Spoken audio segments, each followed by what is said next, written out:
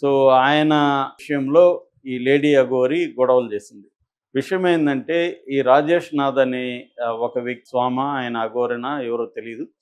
ఆయన అఘోరా పేరుతో ఉంటున్నాడాడ. ఈ అఘోరా ఆయనకు ఒక ఆశ్రమం ఉందని చెప్తున్నారు. ఆయన దగ్గరికి ఒక అమ్మాయి తన పర్సనల్ సమస్యలను చెప్పుకోవడానికి వెళ్ళింది. వెళ్ళినాక ఫోన్ నెంబర్ తీసుకొని ఆయన 2 రోజుల తర్వాత ఆ అమ్మాయితో అసభ్యంగా మాట్లాడడం మొదలుపెట్టాడు. ఆ అమ్మాయి ఏడుస్తూ ఏం చేయాలో తెలియని పరిస్థితులు ఉంటే ఎవరో సలహా ఇచ్చారంట, ఈ లేడీ అఘోరికి చెప్పు, అతనైతే ఇతను తోలు తీస్తాడని. సో ఈమె వచ్చి లేడీ అఘోరికి చెప్పింది. లేడీ అఘోరి సలహా ఏమిచ్చాడంటే నువ్వు ఆ వీడియో బయటపెట్టు అని సలహా ఇచ్చాడు. ఆమె అతని మీద ఒక వీడియో చేసి బయటపెట్టింది. ఆ వీడియోలో ఏం చెప్తుందంటే, ఇట్లా నేను తల్లికి కూడా చెప్పుకోలేని కొన్ని పర్సనల్ ఇష్యూస్ రాజేష్ నాథ్ స్వామికి చెప్పుకోవడానికి వెళ్ళాను. ఆయన 2 రోజులు తర్వాత నాకు అసభ్యంగా మెసేజ్లు పెట్టడం ట్రై చేశాడు. నేను ఆయన్ని తండ్రిగా భావించాను. ఆయనేమో నన్ను శారీరకంగా వాడుకోవడానికి ట్రై చేస్తున్నాడు. ఇది నేను భరించలేకపోతున్నానని ఆమె ఆవేదనతో పెట్టింది. సో ఆమె తరపున రంగంలోకి తిరిగిన లేడీ అఘోరి పోలీస్ స్టేషన్కి వెళ్ళి అతన్ని అరెస్ట్ చేయమని చెప్పాడు. మీరు రిటర్న్గా కంప్లైంట్ చేయండి అని ఎస్ఐ ఆదినారాయణ తునిలో అఘోరిని అడిగాడు. నన్నే కంప్లైంట్ చేయమంటావా, నా మాట చాలదా నీకు అన్నట్టుగా రెడీగా పెట్రోల్ ఎప్పుడు పెట్టుకుంటున్నట్టుంది. పెట్రోల్ పోసుకొని అక్కడ ముట్టించుకోవడానికి ట్రై చేసింది. దాంతో అక్కడ గోలైంది.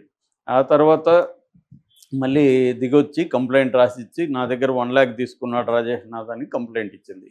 సో ఇప్పుడు అది ప్రాథమిక విచారణ జరుపుతున్నారు. నిజంగా మరి ఇద్దరికి కూడా సంబంధం ఉన్నట్టుగా చెప్తున్నారు ఆల్రెడీ, ఈ రాజేష్ నాథ్కు ఈ అఘోరికి.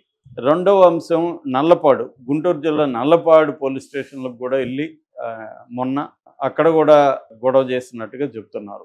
అంటే మనకు ముందు నుంచి కూడా పోలీసులతో ఎక్కువగా గొడవ పడుతున్నారు. పోలీసులు కూడా మామూలుగా ఎవరి పట్ల చూపనంత ఓపిక, సహనం ఈ అఘోరి మీద చూపిస్తున్నారు. ఎందుకంటే ఇది హిందూ అఘోరి, సనాతనం అంటుంది, మళ్ళీ పవన్ కళ్యాణ్ రంగంలో దిగుతాడేమో ఎందుకులే అని భయపడుతున్నట్టుగా ఇక్కడ కూడా బీజేపీ గట్టిగా ఉంది. మళ్ళీ రేపు పొద్దున బీజేపీకి ఇదొక ఛాన్స్ దొరికి బీజేపీ రంగంలో దిగుతారేమో అని పోలీసులు చాలా జాగ్రత్తగా ఉంటున్నారు. ఈవెన్ పైనుంచి కూడా పోలీసులకి ఒక ఆదేశం ఏమొచ్చిందంటే అఘోరి పట్ల సాఫ్ట్ కార్నర్తో ఉండండి, జాగ్రత్తగా డీల్ చేయండి, తలనొప్పి తెచ్చుకోకండి అని. ఈ విషయం అఘోరికి అర్థమైపోయి పోలీసులు నన్నేం చేయలేరు, జనము నన్నేం చేయలేరు, మీడియా ఎలాగో వాళ్ళకి జ్యూసీని ఐటమ్ కావాలి కాబట్టి మన ఇష్టం వచ్చినట్టు బిహేవ్ చేద్దాం అన్నట్టుగా అఘోరి బిహేవ్ చేస్తుంది. ఇప్పుడు కొత్తగా అఘోరికి ఒక తలనొప్పి అయితే స్టార్ట్ అయింది. అదేంటంటే ఒక ఆడియో రిలీజ్ అయింది. ఆ ఆడియో కాల్ అఘోరి ఒక అమ్మాయితో ఆడియో మాట్లాడుతున్నాడు. ఆ కాల్ లీక్ అయింది. ఆ కాల్లో ఏముందంటే ఈ అమ్మాయి అఘోరిని ఎమోషన్ బ్లాక్మెయిల్ చేస్తున్నట్టుగా మనకు అర్థమవుతుంది. అంటే ఆల్రెడీ అఘోరి తన మాట వినట్లేదని, అఘోరిని చూడాలంటే రాలేదని ఆమె చేతులు కోసుకున్నట్టుగా కూడా ఆ కాల్లో తెలుస్తుంది. ఇప్పుడు నేనేం చేసుకుంటానో తెలీదు, 5 నిమిషాల్లో నీ ముందున్నా నాకు నీ మీద బెంగ పెట్టుకున్నా, నిన్ను చూడాలి నేను అని చెబుతుంది. అంటే వాళ్ళిద్దరి మధ్య ఏదో లవ్ స్టోరీ నడుస్తున్నట్టుగానే అర్థమవుతుంది. లేకపోతే అంత ఎమోషనల్ అయ్యి అతను చూడకపోతే చేతులు కోసుకోవడం, ఇప్పుడు కూడా నేను చచ్చిపోతానని బెదిరించడం, ఇవి ఈ అమ్మాయి ఎందుకు చేస్తుందో తెలీదు. అఘోరి ఏమో చాలా వల్నరబుల్గా ఉన్నాడు కండిషన్లో. ఈమెను గట్టిగా దండించే ఇది లేదు, అతను భయపడుతున్నట్టుగా అర్థమవుతుంది. అట్లని ఆ అమ్మాయి దగ్గరికి వెళ్ళలేని పరిస్థితి కూడా అతనికి ఏదో ఉంది. అది చెప్తూ ఉంటే అమ్మాయి వినట్లేదు.